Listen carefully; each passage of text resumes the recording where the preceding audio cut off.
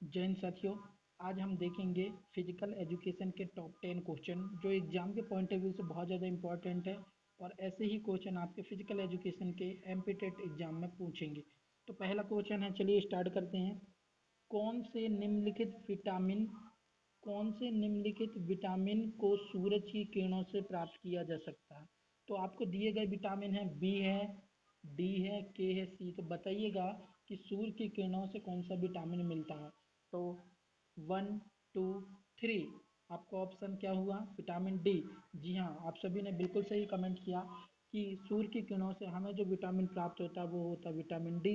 इसे sunshine vitamin के नाम से भी जाना जाता है। दोस्तों याद रखिएगा, सनशाइन विटामिन के नाम से भी जाना जाता है। और ये हमारे शरीर में स्टोर नहीं होता, इसे हमेशा हमें मतलब बाहर से लेना पड़ता है, यानी धूप की किरणों से लेना पड़ता है। अब अगर इनके हम रासायनिक नाम की बात करें तो विटामिन बी का रासायनिक नाम है, आप सभी जानते हैं क्या है? थायमीन। विटामिन के, देखिए इसके लिए मैं आपको एक ट्रिक बता देता हूँ। वो ट्रिक से आपको सारे जो विटामिन हैं उनके रासायनिक नाम याद हो जाएंगे। रथ एक ट्रॉफी। क्या भाई? रथ एक ट्रॉफी। बस इतना याद रख लीजिए आप, इससे आपको सभी विटामिनों के रासायनिक नाम याद हो जाएंगे। जैसे रा से पहला विटामिन कौन है? ए। विटामिन ए का रासायनिक नाम है रेटिनॉल। विटामिन बी का रासायनिक नाम है थायमीन। ए ए से होगा विटामिन सी। सी का रासायनिक नाम है एस्कॉर्बिक एसिड। विटामिन डी का रासायनिक नाम कैल्सिफ्रॉल। टा से होगा विटामिन ई। विटामिन टी का रासायनिक नाम टेगोफेरॉल। और के विटामिन के का रासायनिक नाम होगा क्या? फिलोक्विनोन। तो इस प्रकार इस ट्रिक से आप सभी जितने भी विटामिन हैं उनके रासायनिक नाम याद रख सकते हैं। चलिए तो हम फिर से आगे चलते हैं। अगला क्वेश्चन, सेकंड क्वेश्चन है, टेलर मांसपेशी है। बताइएगा आप लोग कि टेलर मांसपेशी कौन सी है। तो आप सभी जानते होंगे टेलर मांसपेशी कौन है भाई।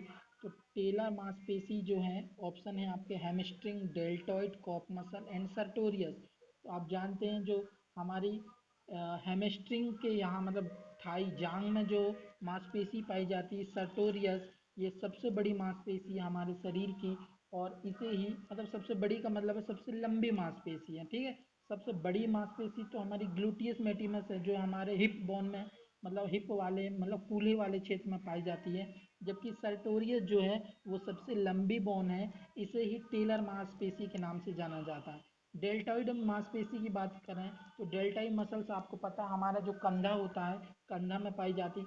हैमस्ट्रिंग जो मांसपेशी हमारे थाई के पीछे साइड पाई जाती है। काफ मसल हमारी पिंडली में पाई जाती है। तो इसका राइट आंसर होगा ऑप्शन नंबर घ, टेलर मांसपेशी सर्टोरियस मांसपेशी को कहते हैं। चलिए नेक्स्ट क्वेश्चन में चलते हैं। नेक्स्ट क्वेश्चन क्या है? तो ऑक्सीजन डेप्थ या ऑक्सीजन ऋण शब्द का आविष्कार किसने किया था?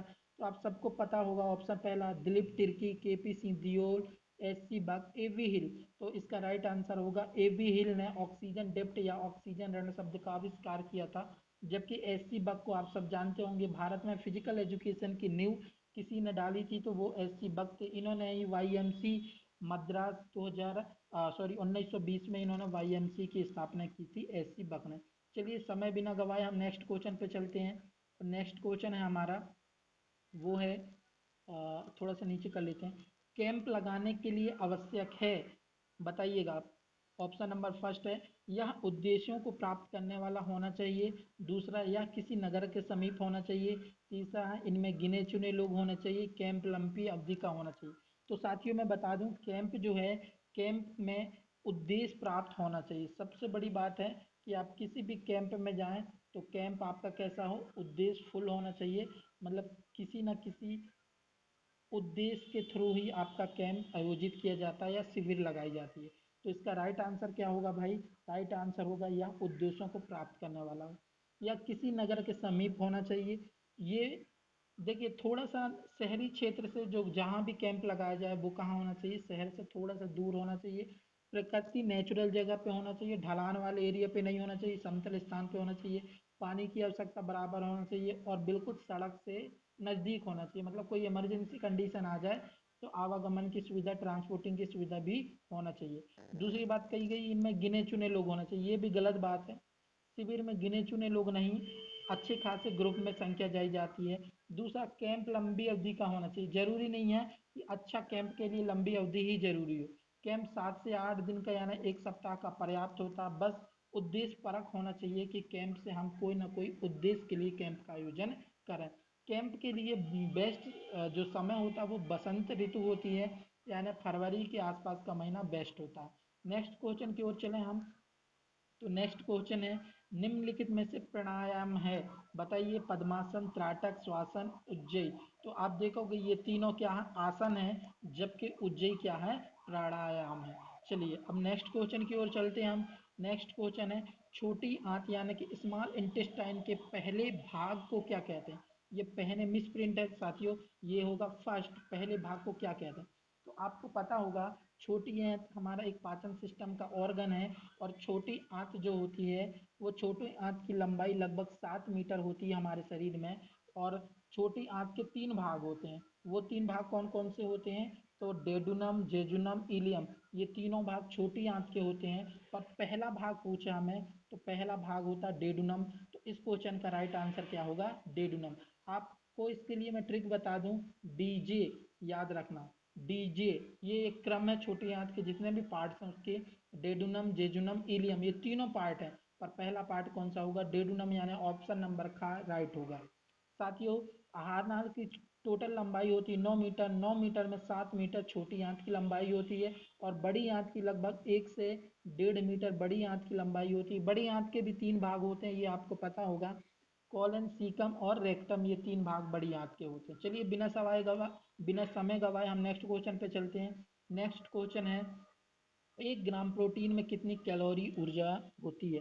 आपको पता है एनर्जी की जो यूनिट है वो होती है किलो कैलोरी होती है साथियों। साथियों, यहाँ पे क्वेश्चन है 1 ग्राम प्रोटीन में कितनी कैलोरी ऊर्जा होती है। ऑप्शन नंबर 1 है 9.1 कैलोरी, सेकंड है 5.2 कैलोरी, थर्ड है 4.1 कैलोरी, और फोर्थ है 6.0 कैलोरी। तो आपको आइडिया होगा कि 1 ग्राम प्रोटीन से जो एनर्जी मिलती है वो मिलती है 4.1 कैलोरी एनर्जी मिलती है। जबकि आपको पता होना चाहिए जो कार्बोहाइड्रेट होता है उससे भी लगभग 4.1 से 4.3 किलो कैलोरी एनर्जी मिलती है। जबकि सर्वाधिक बात करें, सर्वाधिक एनर्जी मिलती है, वो मिलती है हमें वसा से। 1 ग्राम वसा से लगभग हमें 1 ग्राम वसा से लगभग हमें 9 किलो कैलोरी एनर्जी मिलती है। ठीक है, वसा से याद रखिएगा, वसा से हमें 1 ग्राम वसा से लगभग 9 किलो कैलोरी एनर्जी मिलती है। हाँ तो साथियों, अगर कहा जाए त्वरित एनर्जी किससे मिलती है, तो त्वरित एनर्जी यानी तुरंत रिएक्ट करती है वो कार्बोहाइड्रेट यानी ग्लूकोज से हमें तुरंत एनर्जी मिलती है। तभी अपने साथियों ने देखा होगा कि जब क्रिकेट मैदान या कोई भी मैदान में जब प्लेयर थकान महसूस होती, वीकनेस महसूस होती, तो वो तुरंत 1-2 केले खा लेते हैं, क्योंकि केले कार्बोहाइड्रेट है, और कार्बोहाइड्रेट ग्लूकोज में कन्वर्ट होगा तो वो तुरंत एनर्जी प्रोवाइड करता है। और सबसे ज़्यादा ऊर्जा हमें किससे मिलती है, वो वसा से मिलती है। जबकि प्रोटीन और कार्बोहाइड्रेट से लगभग लगभग 4.1 कैलोरी एनर्जी ही मिलती है। हमसे पूछा गया क्वेश्चन में 1 ग्राम प्रोटीन में कितनी कैलोरी मिलती है, तो राइट आंसर होगा 4.1 कैलोरी। चलिए नेक्स्ट क्वेश्चन पे देखते हैं हम क्या है नेक्स्ट क्वेश्चन। नेक्स्ट क्वेश्चन है कि मांसपेशियां मानव शरीर को क्या प्रदान करती हैं। तो सिंपल सी बात है, पहला ऑप्शन है फैटिक यानी थकान, सेकंड है प्रोटीन, थर्ड आकृति, और फोर्थ है उपरोक्त सभी। साथियों, मांसपेशी से हमें प्रोटीन नहीं मिलता। हाँ, प्रोटीन लेके हम मांसपेशी को बिल्डअप कर सकते हैं, मजबूत कर सकते हैं।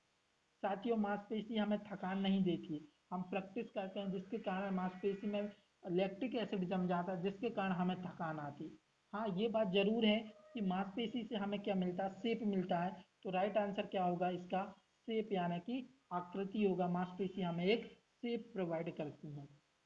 नेक्स्ट चलते हैं हम। नेक्स्ट क्वेश्चन है, टिश्यू के अध्ययन को क्या कहा जाता है, यानी ऊतक के अध्ययन को क्या कहा जाता है। ऑप्शन 1 है हिस्टोलॉजी, सेकंड है मायोलॉजी, थर्ड है साइटोलॉजी, और फोर्थ है उपरोक्त सभी। तो आपको राइट आंसर बताना होगा। जब तक मैं सारे को जो ऑप्शन है इनको एनालिसिस करता हूँ, तब तक आप कमेंट बॉक्स में कमेंट करके बताइएगा मुझे टिश्यू के अध्ययन को क्या कहा जाता है।